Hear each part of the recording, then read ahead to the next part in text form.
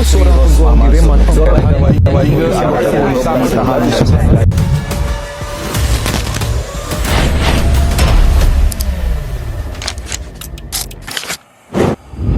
Peperiksaan awam sepatutnya menjadi lambang kejujuran dan keadilan. Namun semuanya boleh runtuh kerana satu pengkhianatan. Kau tahu ke jawapan tu? Aku rasa kan. Weh Dina, takutlah bahasa Arab ni macam susah je. Nah, kau ni tak payahlah fikir bukan. Kita usaha je. Apa-apa Allah yang bagi. Okey? Okey, insyaAllah.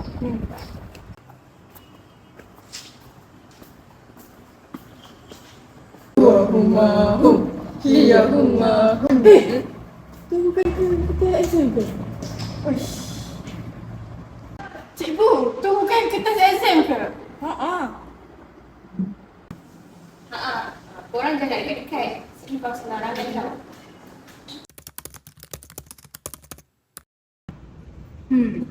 Kalau Dila dapat skor ni, mesti nama sekolah naik. Gila dia.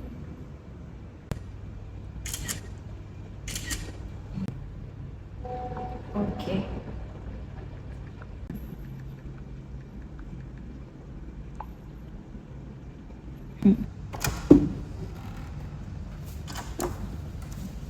Nanti untuk kalangan nakal tu awak kena study menghafal soalan dengan Zofan tau. Okey. Dah macam sama soalan sport. Entahlah, diorang dapat dari grup Telegram. Nak je tak? Boleh. Okey.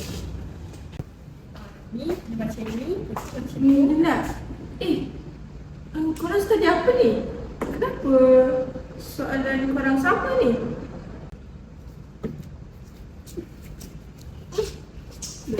Baiklah, masa menjawab hanya 1 jam 30 minit. Anda boleh bermula sekarang.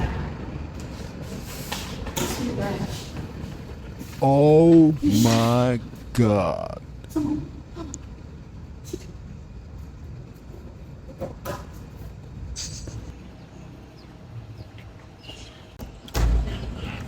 Oh, Alhamdulillah dapat jawab. Macam mana exam ni? Alhamdulillah. Tak tinggal pun je.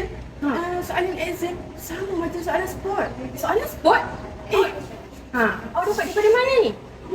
Saya kena siasat ni. Benda ni tak boleh jadi. Assalamualaikum Puan. Waalaikumsalam. Betul ke? Kami ada menerima laporan bahawa sekolah ini ada kebosanan kertas peperiksaan. Ya benar Puan. Ini sangat memalukan. Kami menyalakan kesihatan. Ya, saya akan bekerjasama yang baik dengan Puan. Di sini telefon awak. Siapa yang hantarnya sini ke awak? Tak apa je lah, jangan takut. Kami ada. Cikgu Zahra yang bagi saya soalan tu. Kenapa cikgu bagi kepada murid? Saya nak bantu pelajar saya je. Tak ada niat lain pun. Tak boleh. Tindakan ini melanggar integriti peperiksaan negara. Terima kasih Puan kerana memberi kerjasama. Sama-sama Puan. Saya harap lepas ni tak ada dah kes macam ni. InsyaAllah. Baik, cikgu. Maaf je cikgu kerana ini bukan prosedur kami. Jenayah kolor putih tidak menggunakan kekerasan, namun kesannya boleh menghancurkan kepercayaan, keadilan dan masa depan pendidikan.